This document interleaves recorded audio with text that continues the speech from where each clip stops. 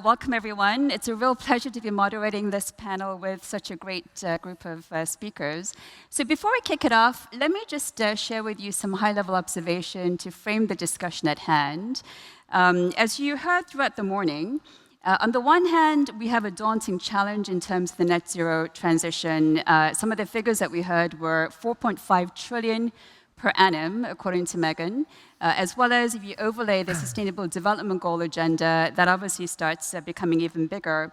But we also heard a lot of sense of optimism, whether it be technology innovation, the policy push, and the market pull from companies and investors. And certainly, reflective of that, we have seen significant momentum in sustainable financing and investing flows over the last several years. Just to share some numbers with you, so last year, global ESG ETFs grew to $2.7 trillion. This is actually a 53% increase year over year, according to Morningstar. And then sustainable debt volumes reached north of $1.6 trillion in issuances last year. This includes bonds and debt, which sustainability linked, so this is KPI linked issuance, accounted for more than $500 billion. That's actually a fourfold increase. And despite some of the stresses of the market that we saw in the early part of 2020, where obviously with the COVID pandemic, some of the market volatility, we actually saw that rather than deterring from, actually accelerating the capital flows. And Singapore certainly has played a very important role in the leadership around sustainable finance, and particularly green finance.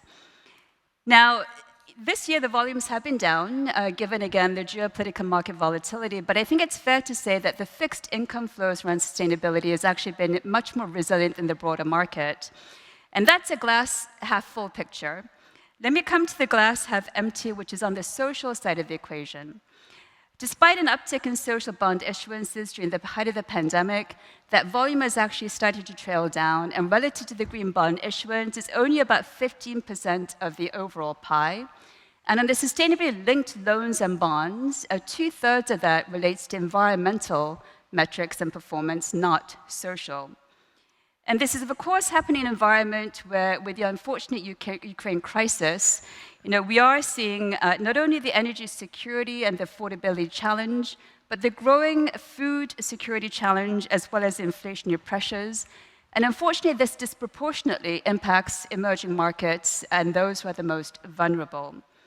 And we are seeing visibly the weather extremes upon us today, right? Whether it be unprecedented heat waves, the wildfires, drought conditions, storms, etc., which are having immediate impacts on people and the costs, but also secondary and tertiary implications that exacerbate the food security and the social challenges and unrest. So climate change isn't just about the transition and decarbonizing systems, but very much about people. And we need to accelerate the transition in a just and inclusive way. And we'll talk about this, the human dimension of sustainable finance. So with that as a backdrop, let me turn to our speakers. And Alfonso, let me start with you. So sustainability, as I said, is often viewed more from a big E lens versus from an S social lens. And IFC, in many ways, has been the performance standard setter on ESG. So with that in mind, how do you define social, and how do you actually integrate that into your sustainability financing? Okay, thank you for the question. Thank you for inviting us to this important panel, of course. I think that there are no clear boundaries. And this is one of the big assumptions or statements that we need to, or that I would like to start with. No? When you think about social component of a social link or sustainable link bond or loan, the problem is that we have not defined a clear definition, or we don't have a clear definition on what do we mean by that. To me, there are three different dimensions that we need to keep in mind when thinking on the social aspect of sustainable link financing. One is the direct impact that it can have by whatever a company does. It could also be the social impact that directly or indirectly a company or an investment can have on the communities that are around a company that is issuing a bond or is borrowing from another institution. Or it could be the indirect impact that it has on the society. So if you think about it, this is super broad. So there are many things that actually could fit there. No? There are good examples that we have already seen, examples related to gender, for instance. No? There are gender components diversity components in financing that can actually fit nicely into the, what we could say a social link financing. But I think that the scope is much broader. And especially when thinking on how to link the social dimension, for instance, of the energy transition, what we have been discussing today and all these days. No? So how do we incorporate, or how do we link the social dimension of the climate change? And this, in my view, is particularly relevant for all the adaptation agenda. So it is not just the mitigation agenda, that maybe we can be more precise and we can be more quantitative on how to measure it and how to identify it, but it's all the social impact and the social dimension that adaptation to climate change will bring. And I think that it opens a huge scope of opportunities to really be more precise and to really define and to really link what financial flows and capital flows can do in order to help and to be more socially responsible, if you wish. So, Alfonso, you're talking about, in some ways, analogous to greenhouse gas emissions, Scope 1, Scope 2, Scope 3, where Scope 3 looks across a broader value chain beyond the four walls of a company, right? So social is very much akin to that based on your definition. Yet things like gender, arguably, is more within the sphere of the four walls of a company. So how do you go about, you talked about adaptation as an example, but how do you go about really thinking through financing flows that go beyond the four walls of a company, really makes a dent on social issues? And if you can give some tangible examples of what you've been doing within IFC. So let me give you a couple of examples of recent financing investments that we have done. So for instance, Anglo-American in South Africa. This is the first sustainable link loan in South Africa mining sector, a sector that actually has a huge component or a huge relevance in the transition agenda, but also with an important social dimension. And what we did was to actually link the all-in interest of the financing to specific social measures. And in this case, the social measure was to tie the financing to the education and livelihood targets of the communities where this mining company operates. So if they achieve certain targets, then the coupon or the interest of the financing will decrease. And this is a way of linking a sustainable link bond or loan, in this case, to very clear social components, in this case, related to education and livelihood of the communities.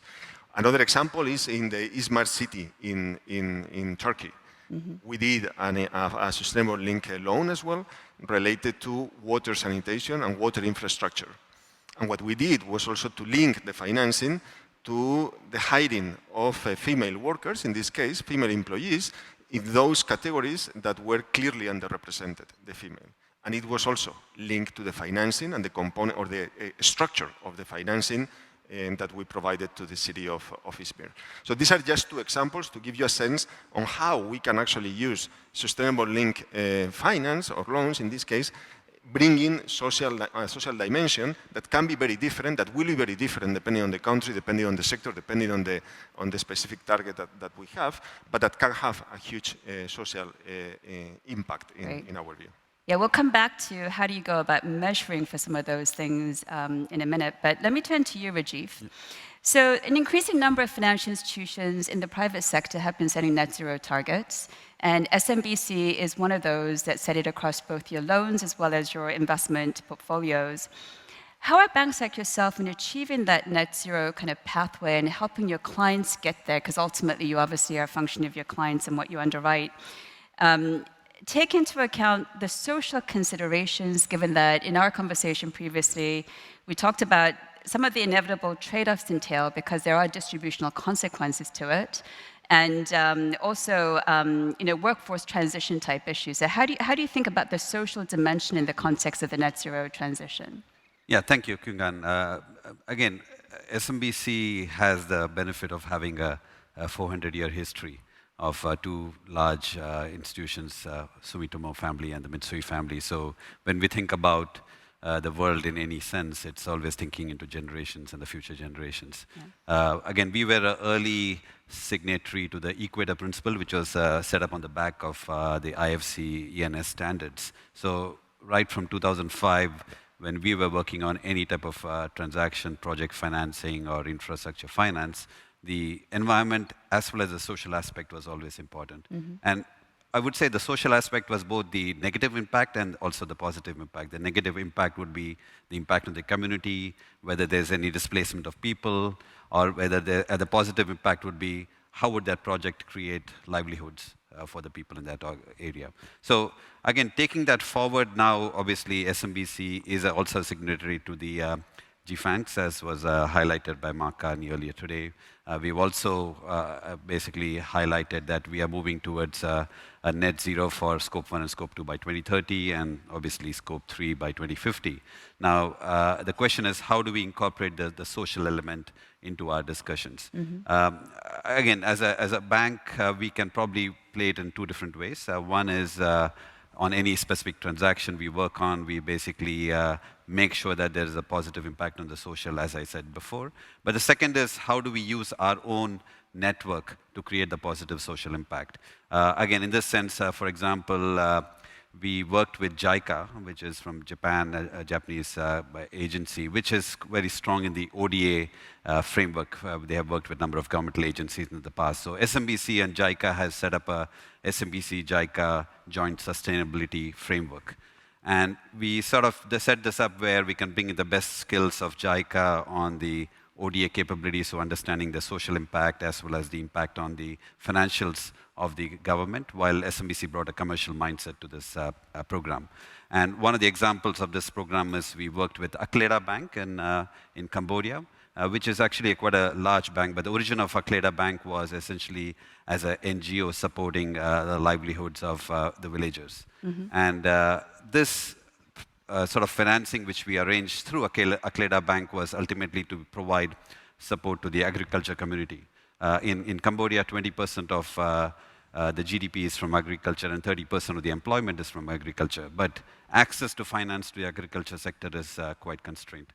So we think, again, this is just one example of how we can use a partnership model, but at the same time use our affiliate entities, because SMBC is also a shareholder, largest shareholder of Akleda Bank, and how we can sort of create impact.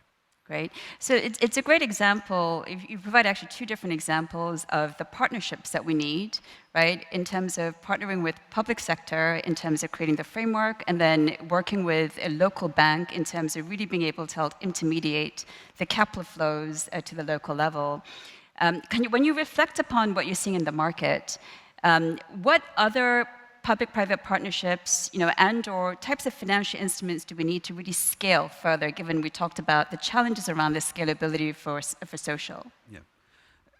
Yeah, again, if I look at the focus of most banks, again, a lot of funds or investment is going into definitely the renewable sector. So again, there are a number of proven technologies, both wind and solar, which again is attracting a significant amount of capital. But when we think about the social aspect of the countries, I think there's not as much of flow of capital. Again, there may be a few reasons for this. One is because these transactions are not very big.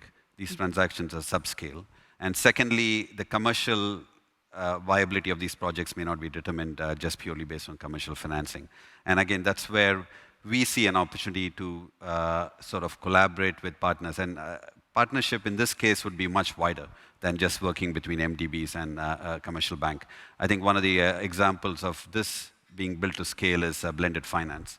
Again, Singapore is looking to be a fairly large presence from a philanthropy perspective. And that would naturally mean that there will be sources of blended finance coming into Singapore. So how do we sort of partner with these, I would say, family offices who would also look to support social programs to build scale around those. So I think that's one of the areas we are, as a bank, spending quite a bit of time and trying to see what partnership models we could build. Great. Thank you for that. Eu-Lin, let me turn to you.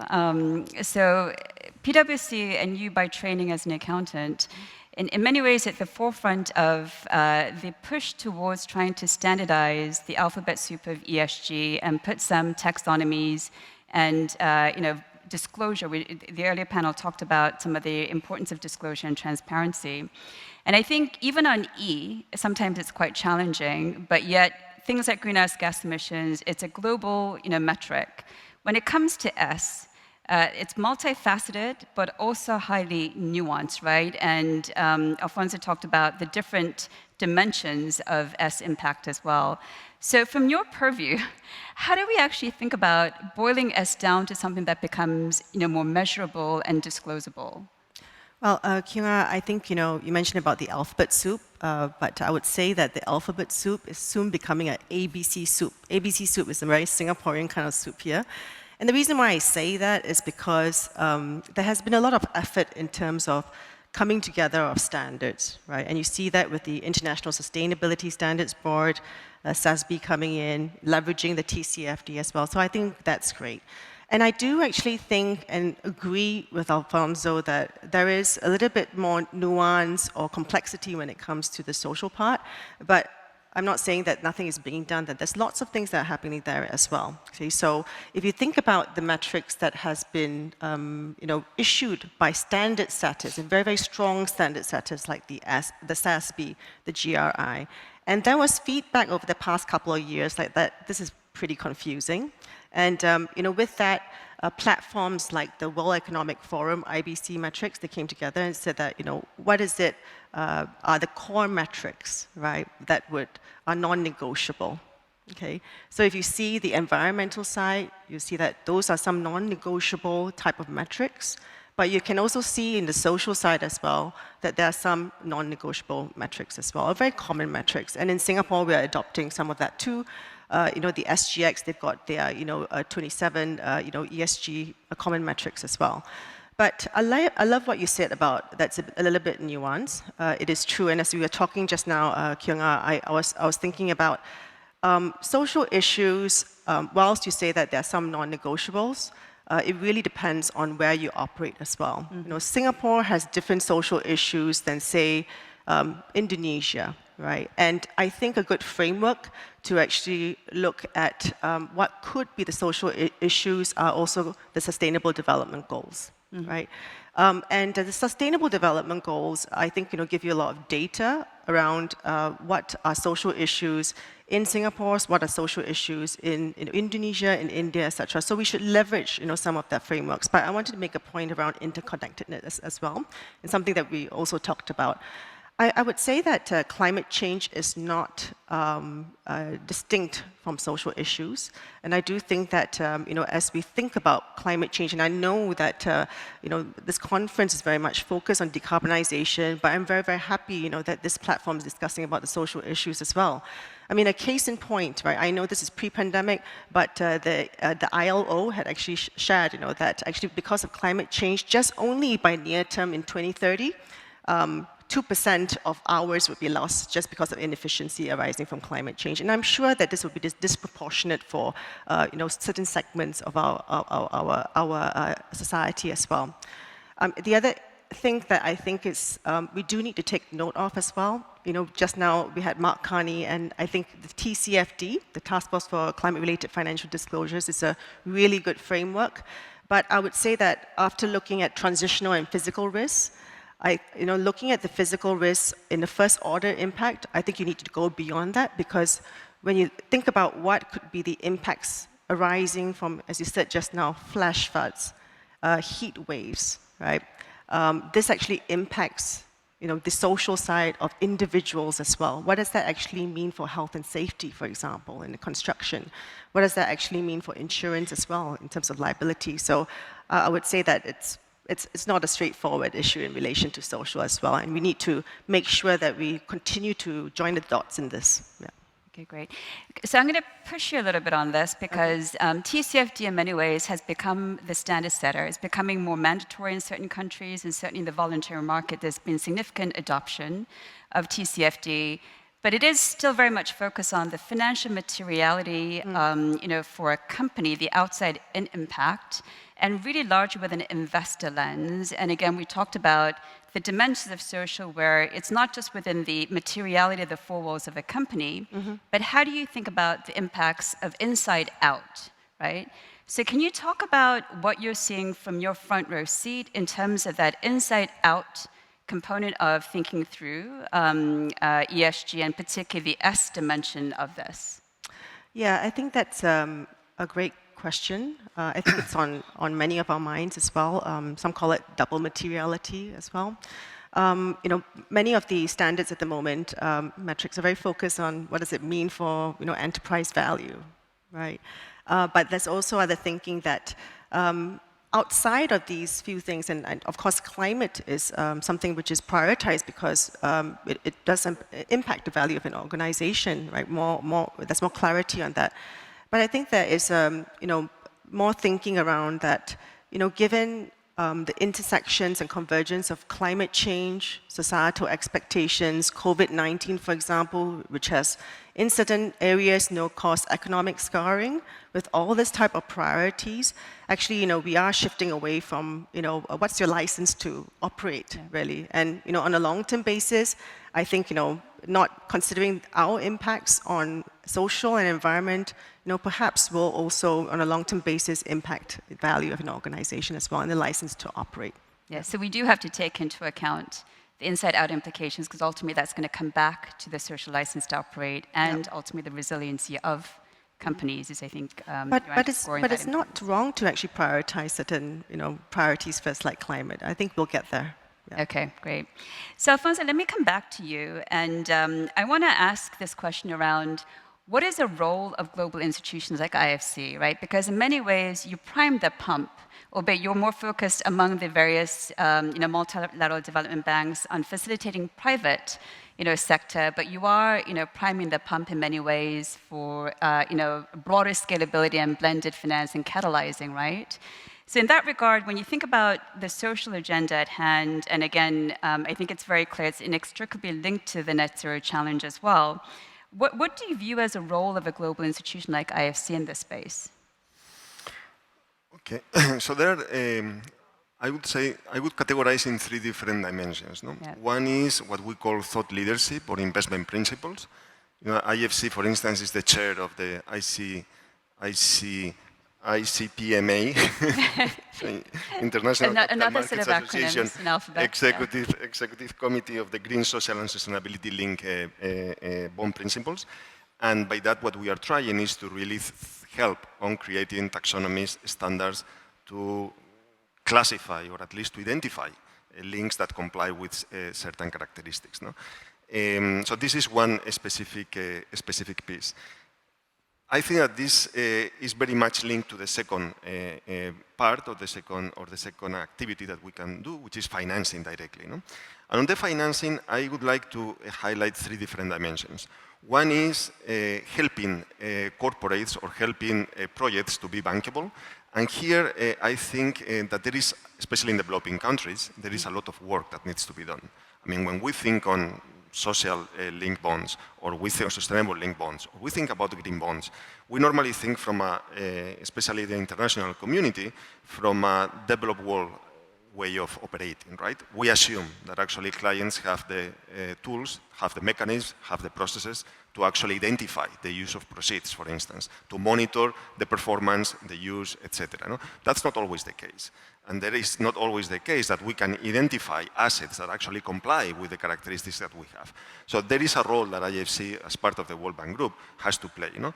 Together with that, there is a lot of work that needs to be done with regulators, with policymakers, to really identify and to have clear standards, because if the regulators do not embrace this agenda, it is very difficult to actually create not just an asset class, but something that can be recognized by the institutional investors or by the investors in those local markets. No? And then the second part is mobilizing financing. No? So IFC, as a MDB, as part of the World Bank Group, our objective is not just to invest our own account, but actually to mobilize other investors. No? So by helping or by requesting our borrowers to comply with our performance standards, with our ESG framework, we are already helping these corporates or helping these borrowers to comply, to have, in a way, the characteristics that any international investor will require for them to be able to invest in them. So working at the corporate level, helping them to decide, okay, what does it mean to issue a sustainable linked bond? What do I have to change beyond this transaction? There is a strategic thinking. I mean, sustainable running or moving your company from I would say, normal or plain vanilla situation to a sustainable situation implies many things, right? So we help them in moving into that direction, and in that process, identifying what are the angles, what are the issues that can be used in order to identify, to have or to get sustainable linked financing. No? And here, you mentioned, how can we actually bring a scale? I think that this is a super important question. Mark Carney talked about it this morning. We talked about it yesterday. How can we actually scale the financing that we are bringing? No? There, I really think that there is a need to work through platforms. And IFC has already developed or designed a few platforms that have mobilized institutional investors. Why do I think that platforms are needed? Especially for developing countries. First, because we need to diversify risk. Second, because the ticket size in many of these loans or bonds are not enough to mobilize institutional investors. You will not mobilize this capital for very small deals. You really need to bring them to a size, to a volume that will make them attractive, or that we can make them attractive for these investors. No? And this will need to be through platforms. No? And the last point related to financing will be to really use the concessional finance, as we do in the World Bank Group, to really leverage resources, no? With ratios that are actually quite high, from 1 to 7. One concessional finance dollar normally leverages up to 7 commercial financing. No? So I think that there is an important, I would say, experience and expertise that IFC, as part of the World Bank Group, has many years of experience using either resources and blended finance resources to do that. No? And the last point that I mentioned a little bit before, no, is supporting clients. I mean, we should not underestimate the need to really support clients, especially in developing countries, to adapt the way that they operate to what we are actually discussing when we talk about ESG frameworks and performance standards. There is a huge work that needs to be done. No? And that's not something that we can just do with one transaction. That really requires much programmatic approaches where we can really sit down with them, where we need to have presence on the ground, which IFC has presence in almost every country in Asia and almost all countries in the world, where we can really work with them on a daily basis to help them adjusting their systems and their I would say, management even to those requirements. No? Yeah, I mean, you're underscoring the importance of ESG in the context of making sure that it is truly integrated, right, in the practices of companies and public institutions. Because oftentimes, I think when there's a lot of scrutiny around ESG, it's oftentimes in the context of like ESG funds, like, you know, allocation of capital, but it is really the bread and butter of integration on top of how do we scale capital to go towards positive environmental and social purposes as well. And certainly on platform, Mark Carney mentioned, I think I got this right, JET-P, right, Just Energy Transition Platform. So, you know, opportunities for more flows from north to south as well. Rajeev, you know, from your kind of private sector purview, working with a lot of clients, I'm going to ask you a two-pronged question on, you know, allocation. You know, one is, I think it's clear the underscoring of resilience in adaptation flows. And so, you know, oftentimes there is a view that adaptation is more in the domain of the public sector. But question number one is, are you seeing opportunity to actually help your clients finance and invest in adaptation and resiliency, number one? And number two, there was a lot of discussion around importance of carbon markets and carbon credits, and in the context of that, nature-based solutions. And are you seeing opportunity on nature-based solutions where arguably there's also a social dimension to some of the impacts around financing? So if you could just give some examples, perhaps, on what you're seeing on those fronts. Yeah, I think both these topics are, again, firstly coming to the adaptation part of it. Again, it's true that typically the public sector drives a lot of these discussions, but last few years in our conversations with a number of our clients, again, they're thinking about the impacts of climate change on their own businesses, on their own employees, and on the citizens of the country. So I think the adaptation of how do you sort of address the changes which are taking place and through new technologies which allow you to displace or replace existing technologies is something we are actively supporting and working with.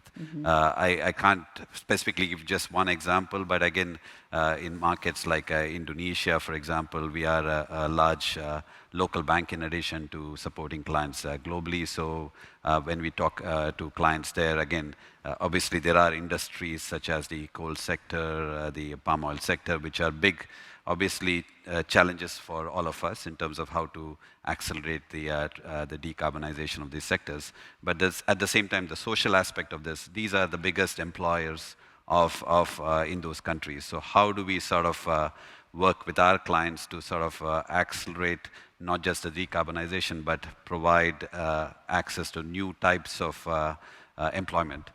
So again, I would say some of these are maybe more CSR related, but we have been working with one of our Indonesian clients to sort of support vocational schools, where we basically help people get a new type of vocations, which they can move away from maybe a more carbon-heavy industry to a carbon-neutral or even carbon-positive industry. It's really about community resiliency and that's distributional consequences that you're trying to address. That's right, yeah. So, yeah, again, just coming back to the partnerships, again, we as a bank on our own can't do everything on our own because again, last year, for example, SMBC Group maybe helped arrange and advise about $25 billion of debt for the renewable sector.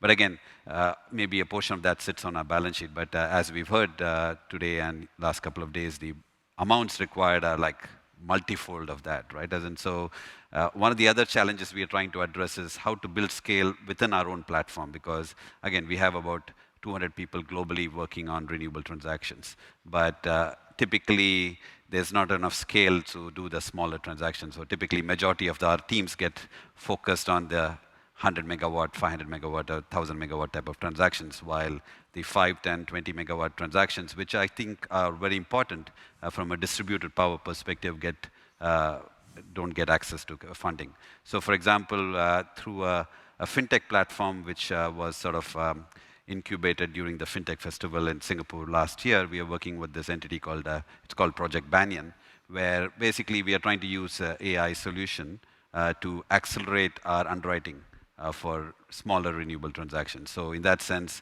we don't need to just use our human, our people to do these transactions, but a lot of times we can use our AI access to data to accelerate and build scale. So that is, again, something we can also use not just for the renewable transactions, but also for social-related transactions, because as I said before, the biggest challenge for social projects is lack of scale. Right. So harnessing technology in addition to partnerships to really be able to access local impacts and having social impacts as well. Thank you for that.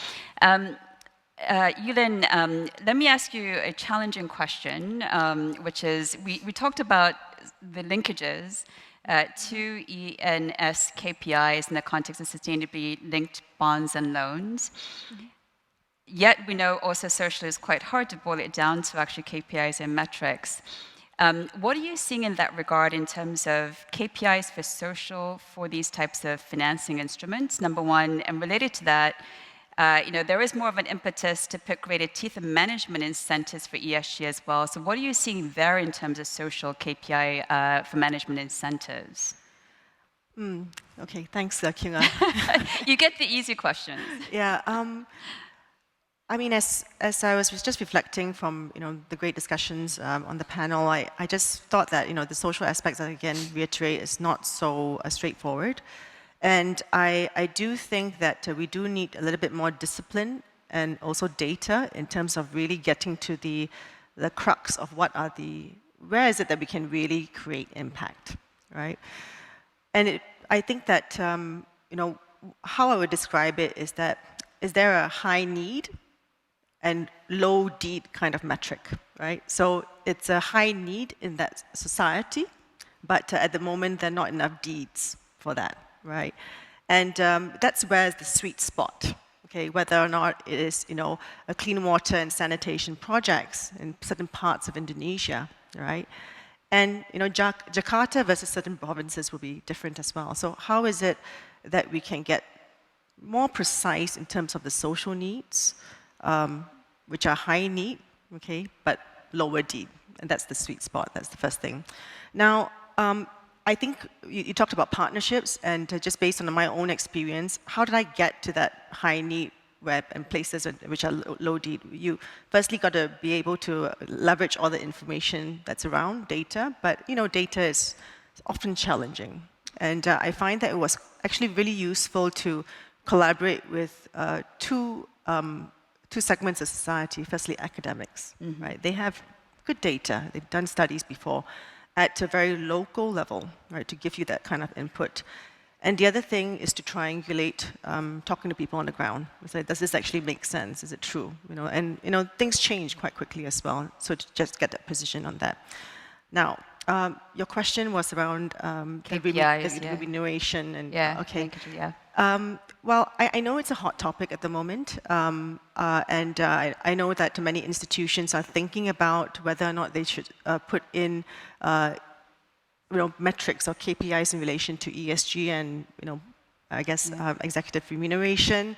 Coincidentally, I just did a study with NUS Business School, right? And we did a study of top companies in Asia Pacific and whether or not there was linkages in terms of metrics to remuneration.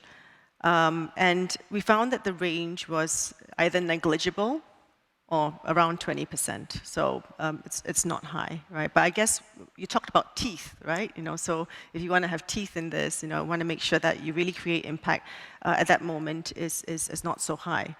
The other aspect of it, I think why this has not progressed as much is also because the metric, even if you wanted to, what are you going to be measured to, right?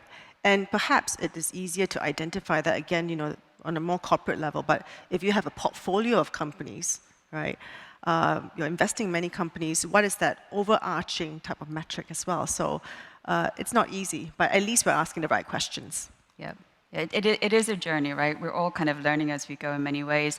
Related to this, there's an audience question where it talks about DEI being in the spotlight. But within Asia, millions really are sliding into poverty, particularly coming out of the, pandemic. I think it's fair to say there has been disproportionate impact on those who are the most vulnerable. How do we, it's really hard to boil it down to a metric because poverty is such a big issue, right? But I'll ask the question anyway, and any reflections from any one of you around, you talked about some of the community impacts. You talked about trying to get capital flowing to the very, very local individual level. What are some examples of how can we actually try to think through allocation of capital and or measurement to try to keep us accountable on uplifting those who are being disproportionately impacted on the poverty issue? And any reflections that you want to share? Maybe I can go because as you will know, the goals of the World Bank Group is ending poverty.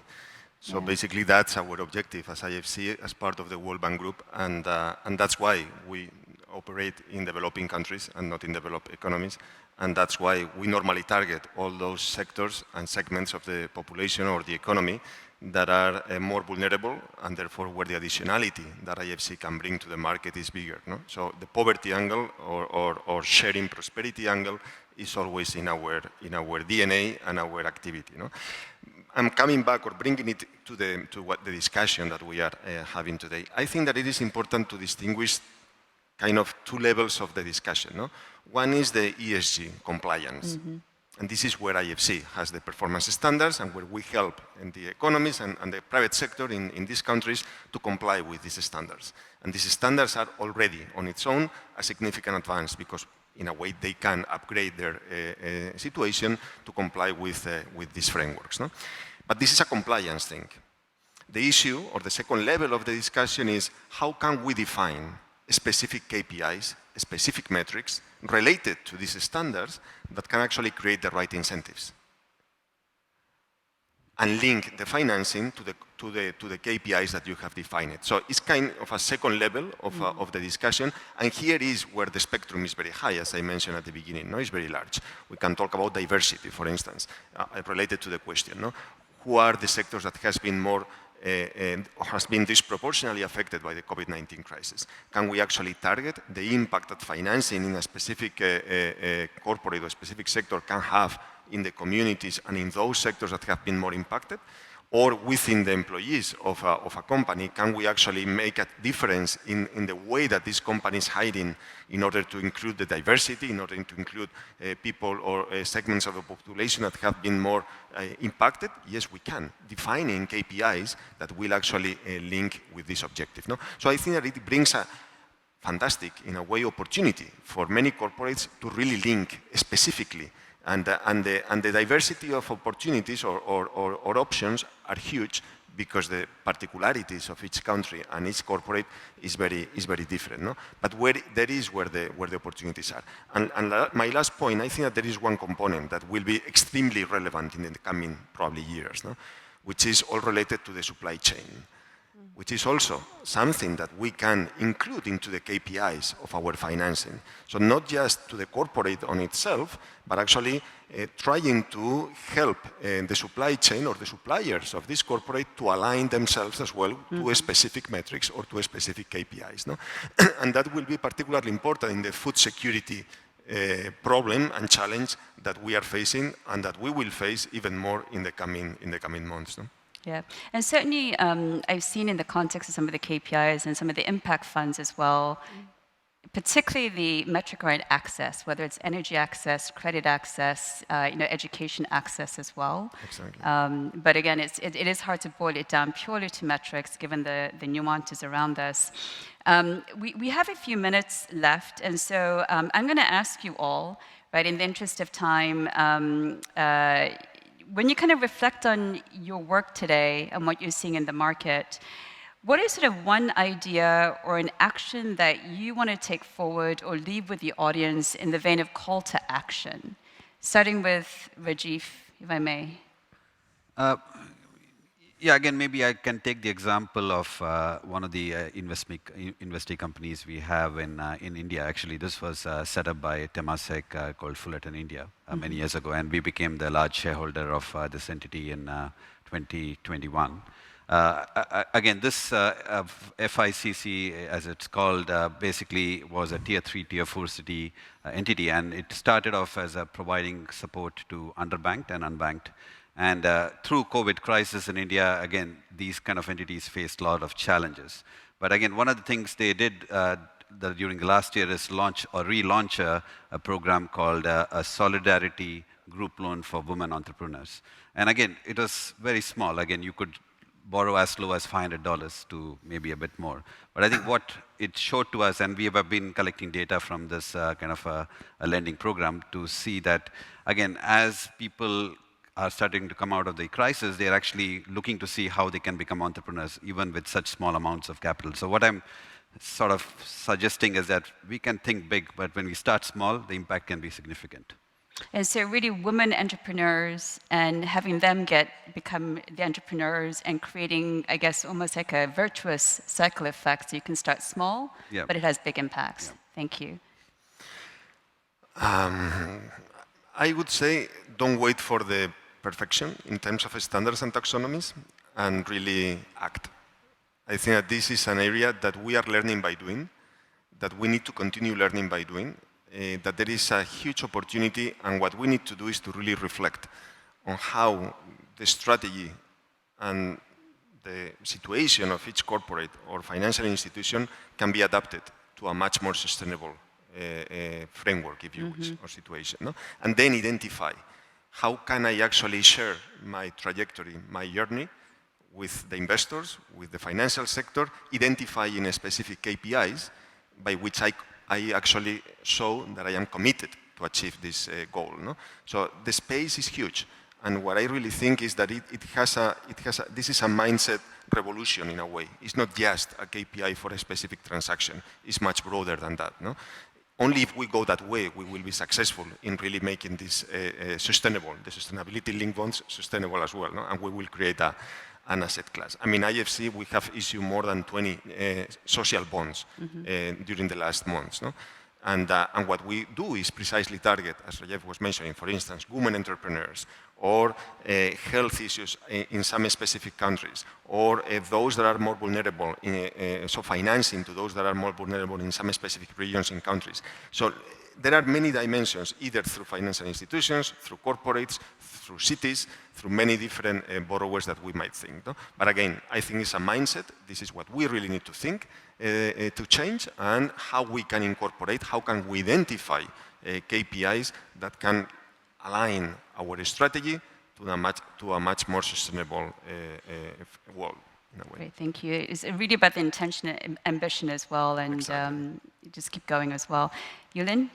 Well, I was just talking about what Rajeev said about women, right? And I think a couple months ago I was reading a report about how it is that we are at a transition, and in this transition, it's great to be able to pull along people, or women, more women, for example, in ESG, more women in technology or climate tech as well, right? But actually, over the past few days, I've actually been quite, sanguine about it because of all the very strong women who are in this space as well. So I think I would probably shift to my point again around the interconnectedness part again. For even before COVID happened, we were already seeing, as we were peeling the onion on environment, right, that actually there are social impacts as well. And with COVID-19 and with all that's happening in the world right now, I think not only should we pay attention to the environmental aspects, but how does that lead as well, to social impact as well. So I think just making sure that we have a deliberate attempt on looking at the social impact and interconnectedness, being sharper and more complete in terms of how do we define impact. Yeah. Great. Well, I think from this conversation you can clearly tell it is a very complex subject, but E and S is inextricably linked.